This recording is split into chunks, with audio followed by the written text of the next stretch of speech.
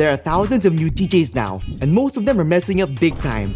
So here are 7 of the worst beginner mistakes I see all the time and how to avoid them fast. So I'll show you how the pros do it, and if you stick to the end, the secret hacks clever DJs use to skip these problems entirely. Mistake number 1, redlining. If you think that redlining is headlining, then you're making a big mistake. You see, redlining is when you push your volume meters to the red, and this act clips your audio and results in audio distortion. And though you may hear your tracks like this on your headphones, your track may sound like this to your audience. Now for the DJ nerds out there saying, don't worry, mixers have limiters and software auto gains tracks. Sure, but that doesn't make it okay to redline. Those tools indeed help, but they don't fix everything completely, especially if the root problem is you and your mismanagement of volumes. So to avoid this problem entirely, just use your trim and master knobs to keep your levels clean and healthy, right in that sweet spot between green and yellow. Now if you're someone who likes to bombard your mixes with fancy transitions, effects, and worst of all, loops, then listen up. The hard truth about DJing is that the audience doesn't really care how skilled you are. What they really care about is how smoothly you mix, and more importantly, whether you can drop the right song at the right time. Overusing effects and looping a track to death kills the mood, especially when the song is already doing its job on the crowd. So sometimes, the best thing a DJ can do is simply let the music breathe and allow the audience to enjoy it. Now don't get me wrong, it is indeed important to have skills and be a real DJ, but you've got to balance it out and show off your skills tastefully when both you and the crowd are locked in and vibing together. But if you really want to use effects and stay connected with your mixing, just try combining the echo effect with a high-pass filter during transitions. Because honestly, would you rather hear this every 5 minutes for an hour?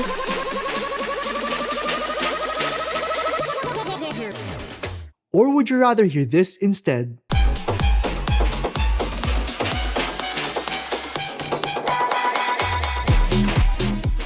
By the way, the controller I'm using in this video is a Guitar Center exclusive gold DDJ FLX4, and I'll be giving it away.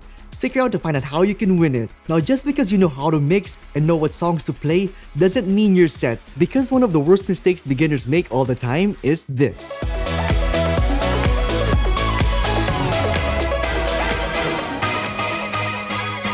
No! God, please, no! No! The biggest difference between beginners and pros is that pros actually know when and where to transition to keep the crowd dancing and engaged.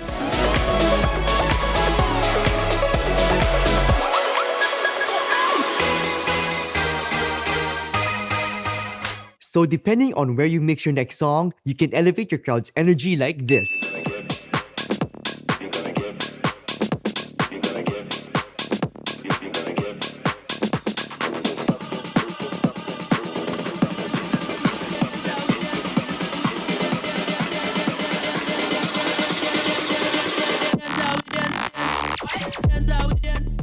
The reason why pros are so good at phrase mixing is because they know that most songs follow a predictable structure. The intro, verse, chorus, and outro usually have a set number of beats. So if you're just starting out and want your mixes to sound smooth every time, just mix your next song's intro section at any of those sections. That way, by the time the current song finishes its phrase, the first verse of your next song kicks in perfectly, making your mix sound clean and intentional.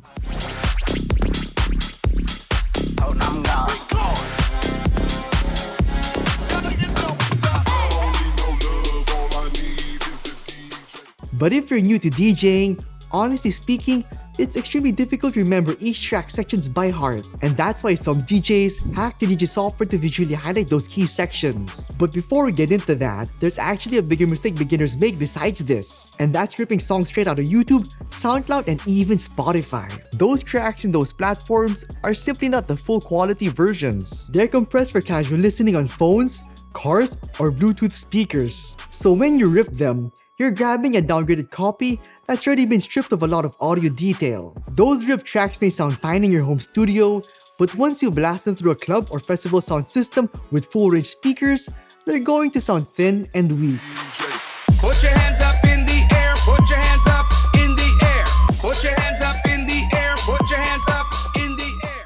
But sound quality isn't the only issue here. Tracks from streaming platforms are also tough to DJ with because they're made for listening, not mixing. So they often start right away with no extended intro, making it nearly impossible to phrase mix properly. The ideal type of track you want is one that has an extended beat intro and an extended beat outro, because those extra beats at the start and end of the song will give you enough time to beat match and mix. Refer to those types of tracks as extended edits. And these extended edits are only available for download from DJ Record Pools. And you can think of DJ Record Pools as huge libraries of music of all genres where DJs can download all the songs they could ever need. And these high quality tracks can range from radio edits to remixes, instrumentals, acapellas, and a whole lot more. So check the links down below for the best record pool deals right now and get a huge discount by using the coupon code DJ Carlo when you sign up. Just because you have the same tracks pro DJs use doesn't mean they're ready to go. A lot of beginners skip one important step, analyzing their tracks, and not doing so leads to problems like this.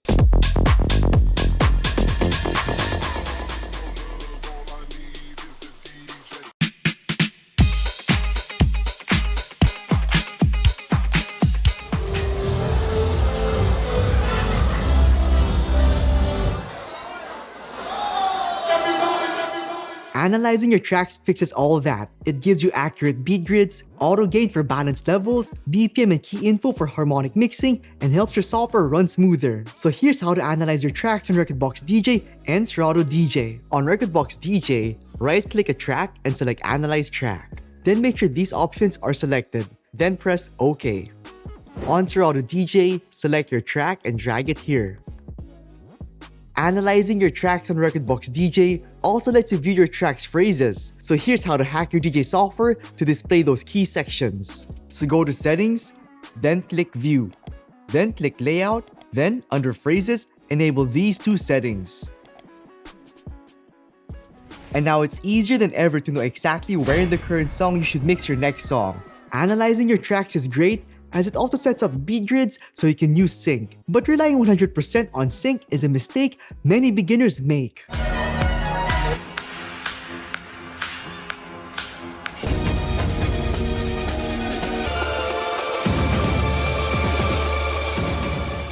This is a difficult thing to explain, but we're having a major technical error.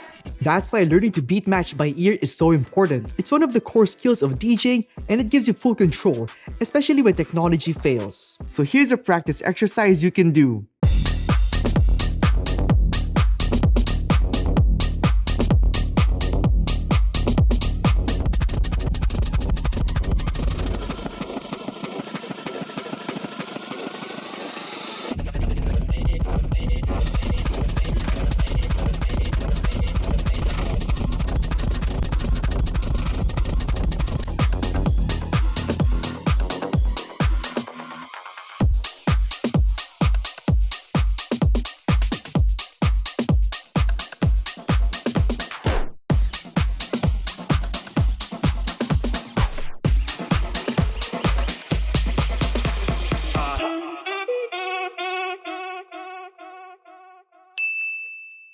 Once you've got it down, mixing on CDJs, turntables, and a bunch of other DJ gear will be easy. And speaking of gear, to win this Guitar Center exclusive gold DDJ FLX4, just like this video, subscribe and drop a comment below. The winner will be contacted through this specific email. Now, Guitar Center isn't just the home of exclusive DJ gear, it's also the go-to place for all your DJ and music needs. So whether you're after the latest DJ equipment, searching for great deals on pre-owned gear, or upgrading your setup, Guitar Center has you covered. And honestly speaking, Guitar Center is the place where I get all my DJ gear because they simply offer the best prices on new and used gear and also have the best after-sales service. So check the links down below for the best deals.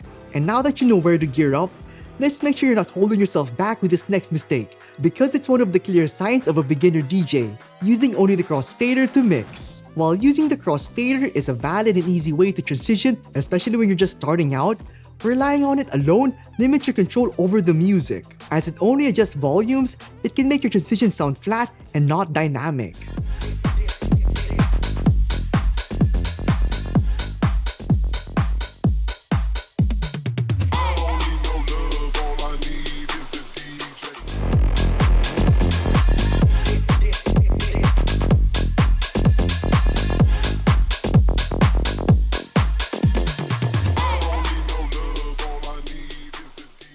Instead, they take full advantage of their gear, using volume faders and EQs to shape and smooth out every transition. Now I know the mixer section may be intimidating, especially if you're new, but if you focus on just these two things while mixing, you'll be one step closer to DJing like a pro. And those two things are the volume faders and low EQ knobs.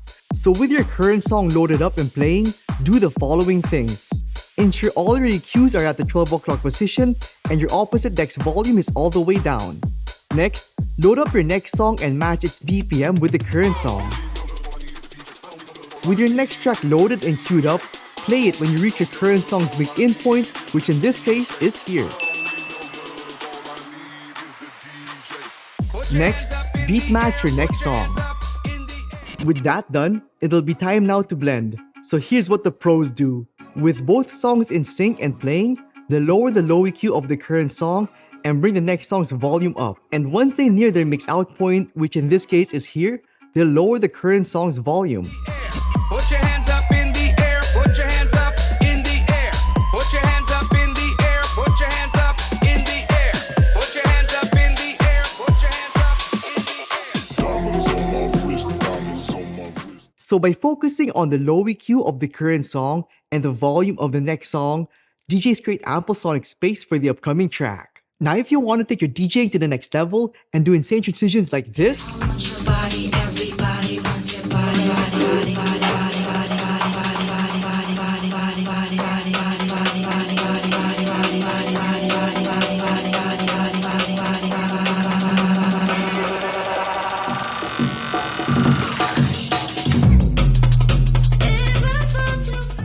watch this video next.